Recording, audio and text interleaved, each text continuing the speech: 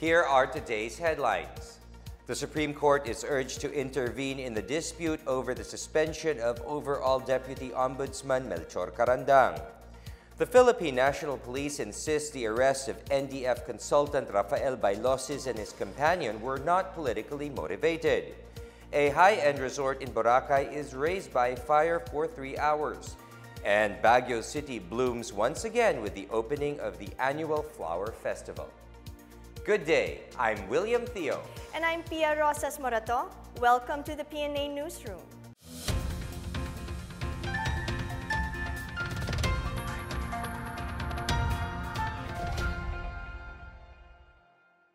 Two senators called on the Supreme Court to step into the dispute between Malacanang and the Office of the Ombudsman.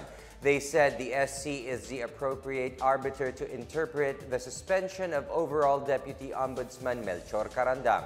Here is our report.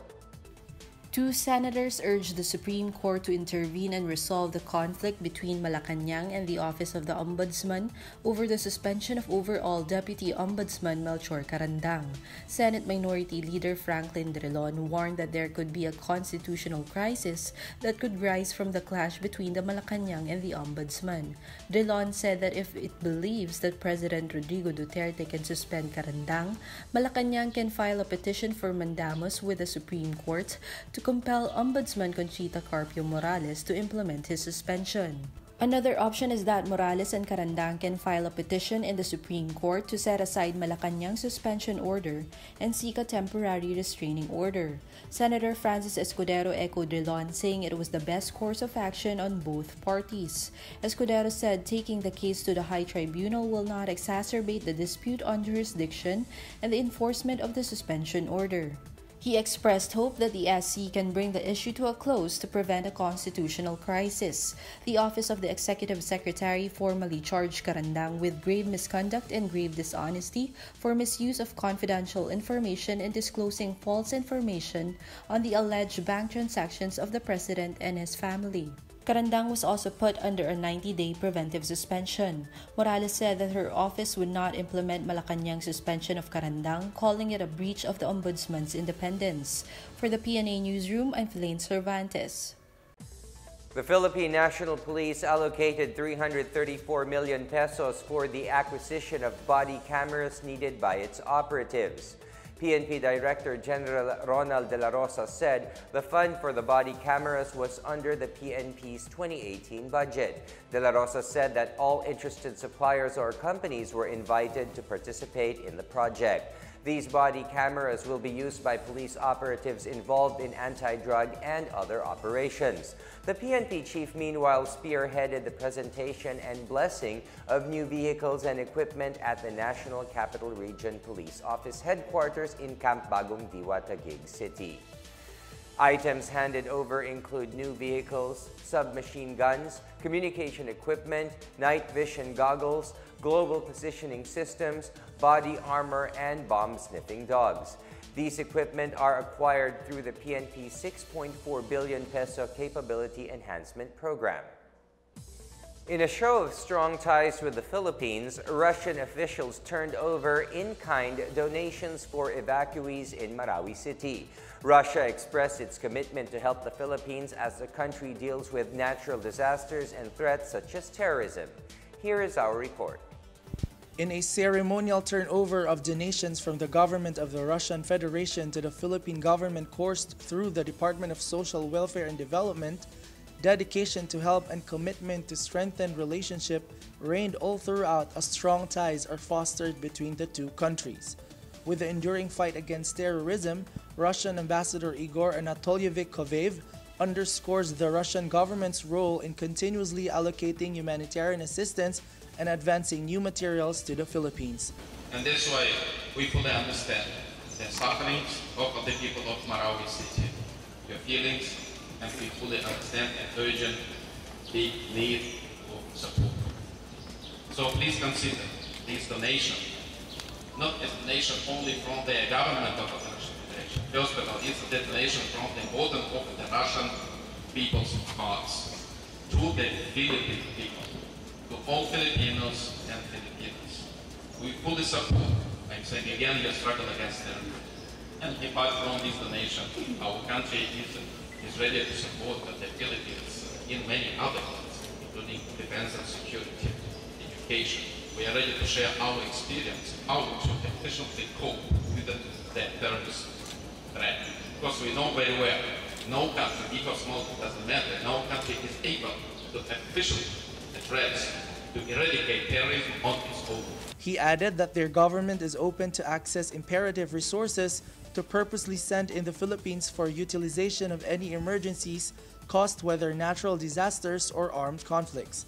The Russian government also manifests camaraderie and guarantees to produce any form of assistance and organize requisites such as staff training and exchange of experience. Moreover, Igor Veselov, Acting Director General of the Department of International Activity of the Ministry of the Russian Federation for Civil Defense, Emergencies and Elimination of Consequences of Natural Disasters, said that the assistance that the Russian government would give has no limitations.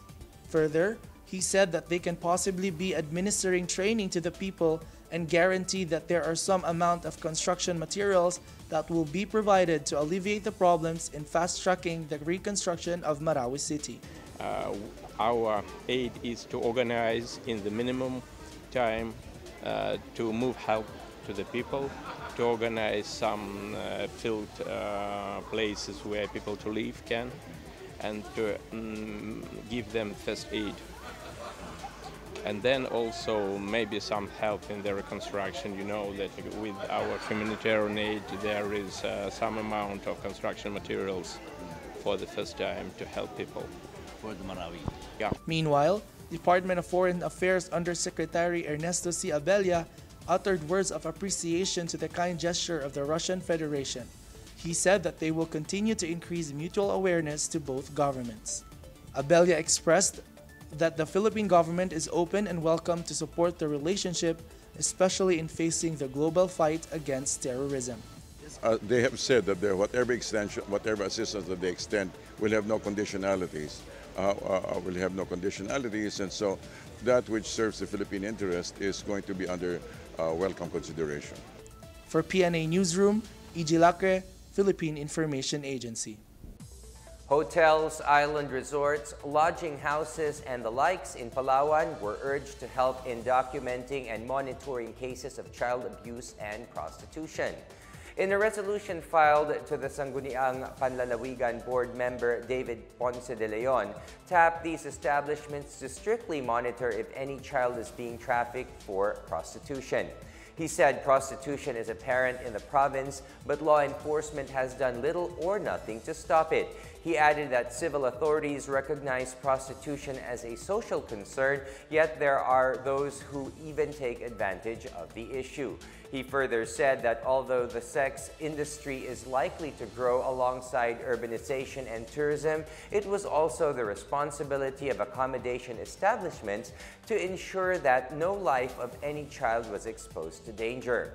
Ponce de Leon's resolution cited that the Anti-Trafficking in Persons Act of 2003 holds it unlawful for any person to commit acts related to trafficking in persons, prostitution, and attempted trafficking in persons. Ponce de Leon's resolution did not specifically name the hotels or resorts where prostitution was tolerated. A group of 12 South Korea-based companies visited the Philippines for an investment and market research mission. The Korean firms were accompanied by ASEAN Korea Center International Contractors Association of Korea and Asia Center of Seoul National University. AKC Secretary General Kim Young-sun led the delegation. The business mission held an investment forum with the Board of Investments presenting opportunities for Korean companies in the Philippine market, particularly attracting them to participate in the administration's Build, Build, Build program. In January to September of 2017, approved investments from South Korean companies amounted to 1.82 billion pesos. South Korea is the country's fourth largest trading partner in January to November last year. Data from the Philippine Statistics Authority showed that bilateral trade reached $1.09 billion, with imports amounting to $907 million and exports valued at $186 million. The National Shrine, named after the legendary American General Douglas MacArthur, will undergo a 52 million peso major facelift. The rehabilitation of MacArthur Landing Memorial National Park coincides with the 75th year of the Leyte Gulf Landing anniversary next year. Leyte Governor Leopoldo Petilla said the redevelopment is funded by the Department of Tourism under the Yolanda Comprehensive Rehabilitation and Recovery Program for Tourism. Rehabilitation works will cover landscaping, construction of view deck and visitor center, and improvement of lights and sound system. On top of this, the local government of Palawan will also undertake some beautification projects for the historic site.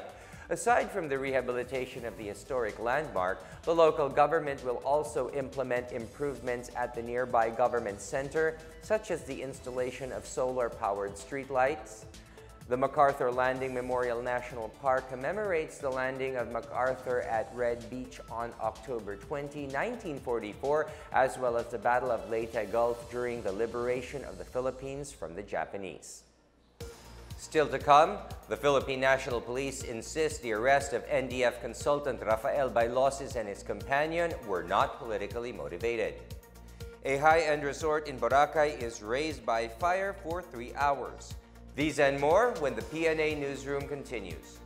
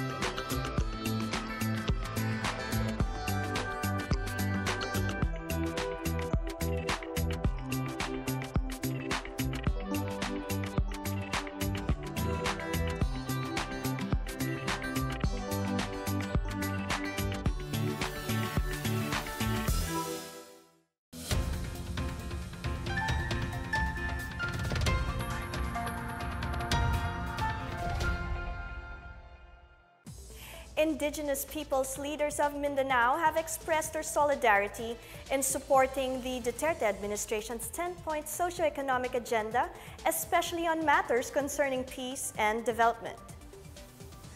The Lumads also welcomed the allocation of 260 million pesos by President Rodrigo Duterte for agriculture and housing of the marginalized sector. Here is our report. Close to 1,000 Lumad tribal leaders, elders, and representatives from 4 regions in Mindanao on Thursday signed a manifesto to strengthen their push for the self-determination according to their customary laws. They also strongly declared support for President Rodrigo Duterte, who can help them shape and achieve their destiny as united indigenous peoples of Mindanao in their ancestral domain. The manifesto was reached after the Indigenous People Leaders Summit on January 31 and February 1 at Green Heights Convention Center here to resolve issues confronting their communities.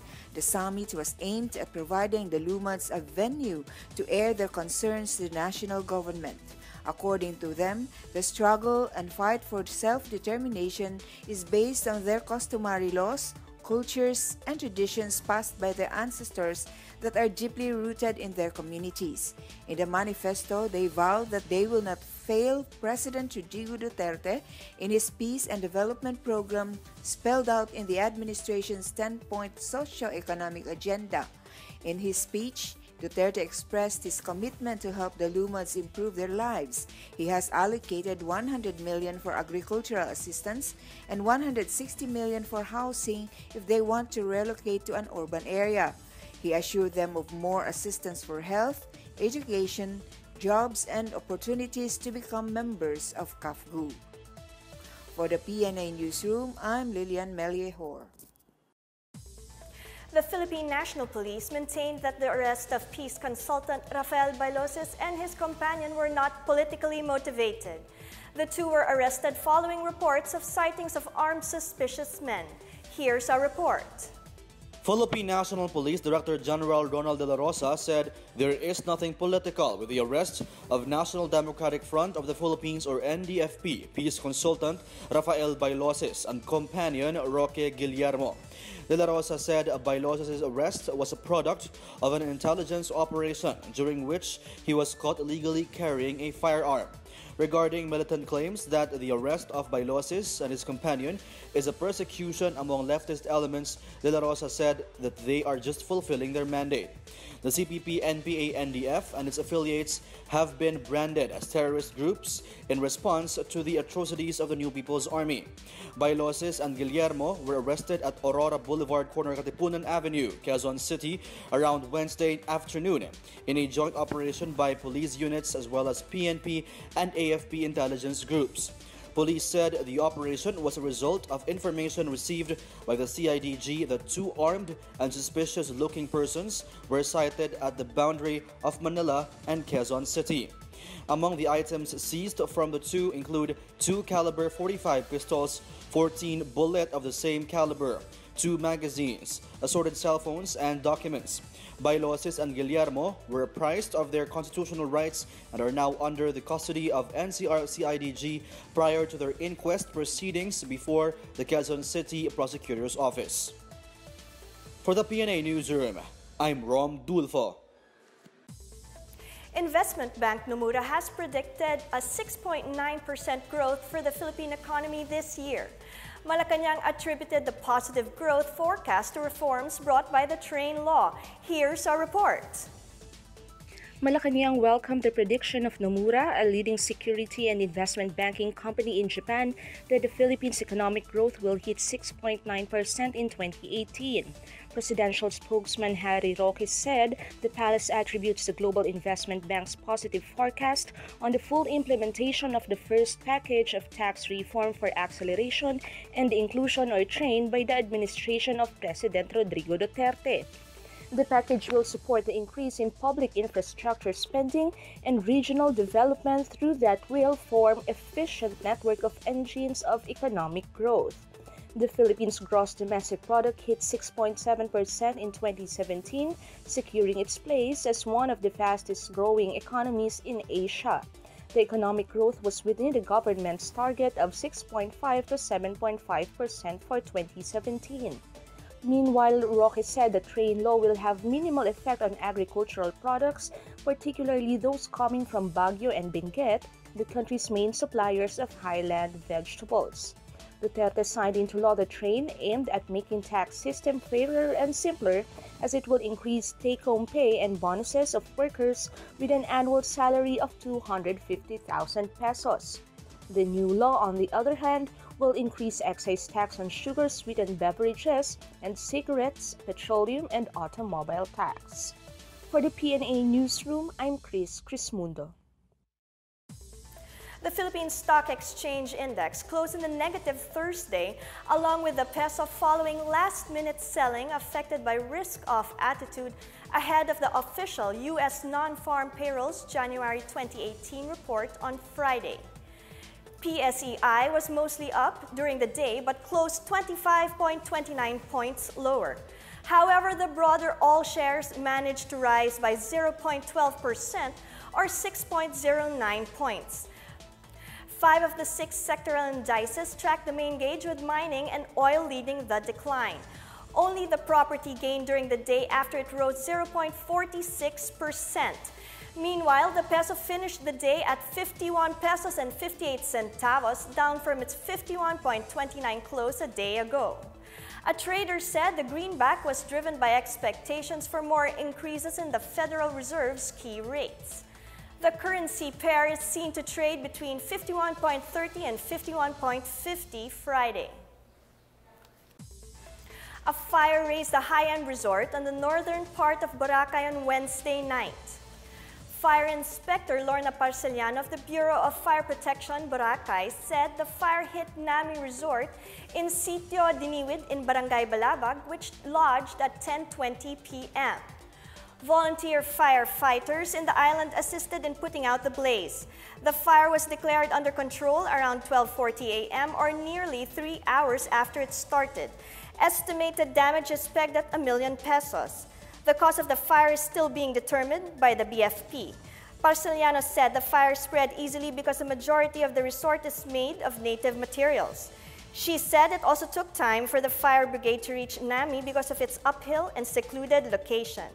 No one was reported hurt due to the blaze. In a statement, Nami management assured that all of their guests and employees are safe and accounted for. Up next, the Department of Tourism pushes for more tourist establishments to become more environment-friendly. Baguio City blooms once again with the opening of the annual Flower Festival. These and more when the PNA Newsroom returns.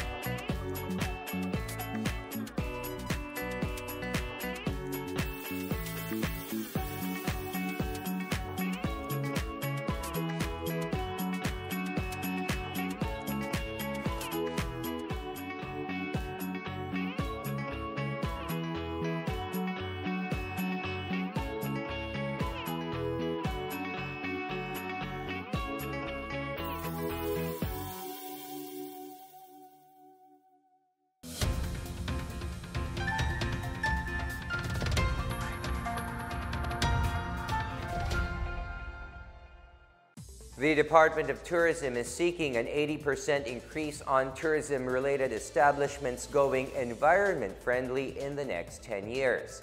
The agency committed to take part in further promoting sustainable tourism in the country in line with the ASEAN tourism goals. DOT Director Danilo Intong said, at present, less than 10% tourism establishments are accredited and recognized for their eco-friendly operations. Regarding older establishments, Intong believed there are actually few things to reconstruct, such as going green through the use of solar power. To encourage establishments and service providers to follow its advocacy, the DOT seeks to enforce the progressive accreditation system for all tourism partners, a grading system similar to the star rating on hotels. Intong said the system is voluntary, but the Tourism Act of 2009 provides for mandatory accreditation for all facilities. Under the National Tourism Development Plan for 2016 to 2022, the agency aims to develop destinations and products in the Philippines that are both inclusive and sustainable. The local government of Baguio City and the Philippine Bamboo Foundation penned an agreement to convert the city's old open dump site into a bamboo forest that could boost the city's livelihood. Edgardo Manda, president of the Philippine Bamboo Foundation, said the City Council approved the proposal of their group to help the city rehabilitate the Irisan open dump site. The dump site was ordered closed by the National Solid Waste Commission as it is against the Solid Waste Management Law. The city used the dump site for almost 4 decades. Manda said his group will start with the establishment of a nursery. Chinese and Japanese bamboo varieties will be planted at the Irisan dump site. Manda said bamboos absorb heavy metals, diminishing accumulated methane gas and reducing the possibility of a trash fire in the area. The bamboos will be used for handicrafts, while the leaves are proven effective in reducing pollution. The roots also spread wide, controlling soil erosion. The Philippine Bamboo Foundation plans to expand its propagation proposal to other barangays once the dump site is fully rehabilitated. Magnolia is eyeing to zoom into the top of the team standings of the PBA Philippine Cup as the team battles Blackwater in a doubleheader at the Mall of Asia Arena in Pasay this Friday night. The Hotshots, currently tied with the San Miguel Beermen for first place at 5-1, earned a chance to go up solo first after the Beermen fell to Barangay Ginebra on Sunday night. Up next for Magnolia is a Blackwater side that is struggling to grow in the form despite having some promise with veteran Allen Maliksi, young scorer Mac Bello, streak shooter Mike Di Gregorio, and rookie banger Toto Jose. The Elite have lost their last 3 games and are in a 3-way tie with the Meralco Bolts and the NLEX Road Warriors for 9th place. Every game now counts for the 3 squads. From here on, at a loss could mean losing a spot in the quarterfinals. Baguio City blooms again with the opening of the annual Panagbenga or Flower Festival. The festival kicked off with music and street dancing, with more events featuring Baguio's best in store in the coming days. Here's our report. Flowers start to bloom in this mountain resort city as the 23rd Baguio Flower Festival or Panagbenga opened on February 1.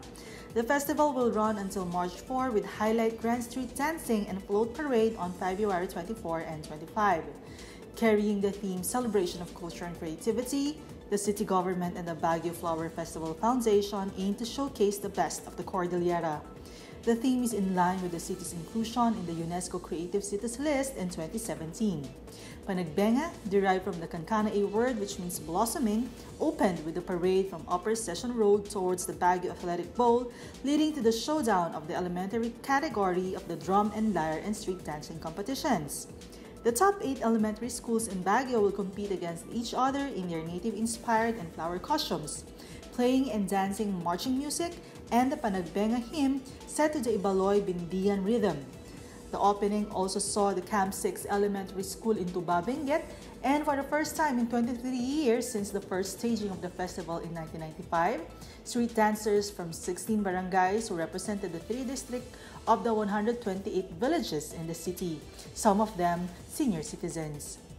The opening of the landscape competition was done simultaneously with the opening day parade. It is one of the traditional events where different motifs of landscapes, showcasing the different blooms and plants grown in Baguio and Benguet, are used to exhibit the creativity and ingenuity of the local garden landscapers. Mayor Mauricio Domogan assured residents and visitors that the activities lined up for the 23rd edition of Panagbenga will be better and bigger because of the expected increase in the participation of barangays, the educational institutions, multinational and local corporations. For the PNA Newsroom, I'm Janice Cave. Let's now check out the weather forecast for Metro Manila and the rest of the country with our Philaine Cervantes. Good day, Pia and Philaine Cervantes bringing you today's weather forecast. We're still experiencing cool weather in the evening and early morning thanks to the northeast monsoon affecting northern Luzon. We also have the easterly winds blowing at the eastern section of the country. The northeast monsoon is bringing scattered rains and cloudy skies over Cagayan Valley region and Aurora province, while the Ilocos region and Cordillera will experience partly cloudy to cloudy skies with isolated rains. Eastern Visayas and Caraga region will have cloudy skies and rain showers and thunderstorms due to the easterlies. Meanwhile, Metro Manila and the rest of the country will have localized thunderstorms causing partly cloudy to cloudy skies with isolated rains. Let's now take a look at the extended weather outlook in the country and other parts of Asia.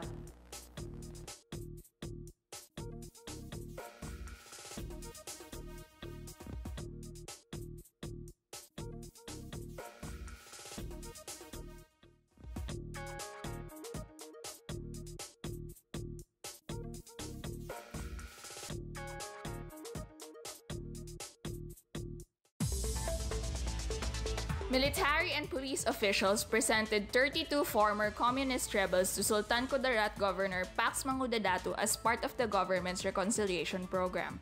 Lieutenant Colonel Harold Kabunok, Chief of the Army's 33rd Infantry Battalion, said 8 of the rebels recently yielded to his unit, while 19 surrendered to the Sultan Kudarat Police Provincial Office and 5 others came to the Army's 1st Mechanized Battalion. The rebels all belong to the New People's Army Guerrilla Front 73, operating in the mountains of Sultan Kudarat. The surrenderers received a check of 20,000 pesos each as livelihood assistance. Additional assistance are in place in exchange for the firearms they surrendered. Qualified surrenderers will be absorbed as paramilitary troops after undergoing military training. Mangudadatu said he would work for the establishment of a school in far-flung villages of Sultan Kudarat where the rebels used to operate so their children could go to school. For the PNA Newsroom, I'm Giselle Danganan. Pia, it's great to have us doing today's newscast together for the very first time in 4 months, especially now that we're airing from our brand new studio, the PNA headquarters. I know, Will, and it's been several months since we launched the PNA Newsroom, and considering our humble beginnings, we are drawing in more audiences to listen to the latest information that people need to know. Yes, Pia, and we enjoy doing it. And with that, here's another look at today's headlines. The Supreme Court is urged to intervene in the dispute over the suspension of overall Deputy Ombudsman Melchor Carandang. The Philippine National Police insists the arrest of NDF consultant Rafael Bailosos and his companion were not politically motivated. A high-end resort in Boracay is razed by fire for 3 hours. Baguio City blooms once again with the opening of the annual Flower Festival. Thank you for watching another episode of the PNA Newsroom. To check out these and other stories, visit the PNA website or follow the Philippine News Agency on Facebook and Twitter. For more stories about the government and all that it is doing for the Filipinos, look for these hashtags in all of our social media platforms and websites.